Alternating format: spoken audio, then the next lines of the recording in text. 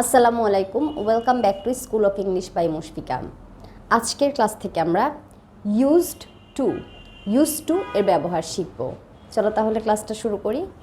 এখানে used to এর দুইটা ব্যবহার দেখানো হয়েছে, নাম্বার 1 আর এটা হলো নাম্বার 2। তো এখন আমরা প্রথমটা দেখব। প্রথমটাতে আছে ইউজড টু প্লাস ভার্ব 1। আগে কোনো কাজ সবসময় করা হতো বুঝালে, তার মানে একটা কাজ আগে করার অভ্যাস ছিল বা আগে করা হতো এখন আর করা হয় না, এরকম বুঝালে আমরা ইউজ টু ইউজ করব। তখন ইউজ টু এর পরে ভার্বের বেস ফর্মটা হবে। ভার্ব 1 বলতে আসলে ভার্বের বেস ফর্মটাকে আমি বুঝিয়েছি, এখানে ভার্বের বেস ফর্মটা হবে, তার মানে শুধু মূল ভার্বটা হবে। যেমন I use to make breakfast at 6 o'clock in the morning. আমি সকাল 6টায় নাস্তা তৈরি করতাম। এই যে আমি বলছি নাস্তা তৈরি করতাম, এটার মিনিং হলো এখন আর আমি সকাল 6টায় নাস্তা তৈরি করি না। তাহলে এখানে এই মেকটা হলো ভার্বের বেস ফর্ম। তোমরা যদি আমার বইটা কিনে থাকো দেখবে শুরুতেই কিন্তু আমি বেস ফর্মটা কি এটা খুব ক্লিয়ারলি এক্সপ্লেন করেছি। তাহলে I use to make breakfast at 6 o'clock in the morning, এটা বোঝাচ্ছে আগে করা একটা কাজের অভ্যাস, যেটা সবসময় আগে করা হতো। এখন তোমরা 2 নম্বর ব্যবহারটা দেখো। ইউজ টু এর পরে verb 1 ING.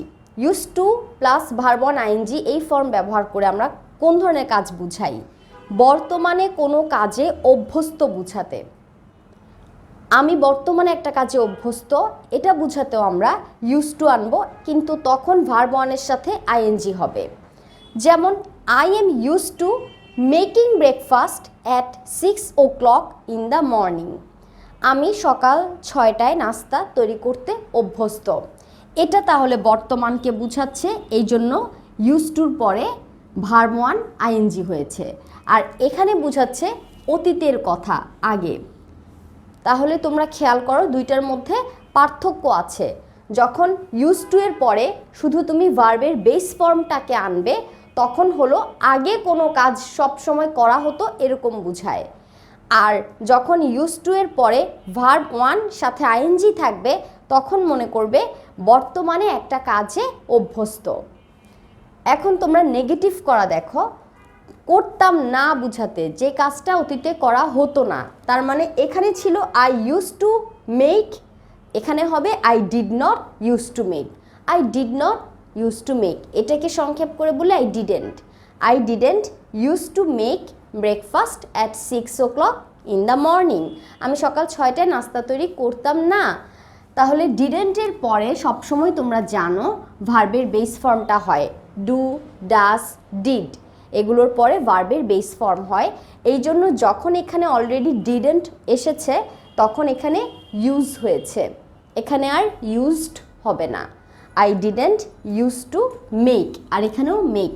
I didn't use to make breakfast at 6 o'clock in the morning. পরের সেন্টেন্সটায় দেখো, যখন বর্তমানে বুঝাচ্ছি অভ্যস্ত তখন বলবো আই এম ইউজ টু, আর যখন আমি অভ্যস্ত না, এটা বর্তমান কালকে বুঝাচ্ছে। I am not use to making breakfast at 6 o'clock in the morning. আমি সকাল 6টায় নাস্তা তৈরি করতে অভ্যস্ত না। I am not use two, আবার এখানে মেকিং, এখানে তাহলে I am not use two, I am not use to making breakfast at 6 o'clock in the morning. এখন আমরা সেন্টেন্সগুলো একটু খেয়াল করব।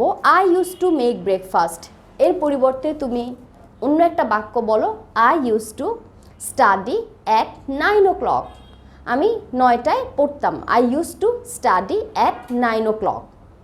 যদি এখন তুমি অভ্যাসটা বুঝাও, I am use to studying at 9 o'clock। R negative করলে I didn't use to study at 9 o'clock। আবার যদি বর্তমানে নেগেটিভ করো, I am not use two studying at 9 o'clock। শুধু আই না, তোমরা এক্ষেত্রে ইউ, হি, শি, উই, দে প্রত্যেকটাই সাবজেক্ট ইউজ করতে পারো। এর সাথে ম্যাচ করে কিন্তু ঠিকভাবে হেল্পিং ভার্বগুলো ইউজ করবে। আশা করি তোমরা এই লেসন থেকে ইউজ টু এর ব্যবহার ক্লিয়ারলি বুঝতে পেরেছো। Thanks for watching this lesson. আসসালামু আলাইকুম।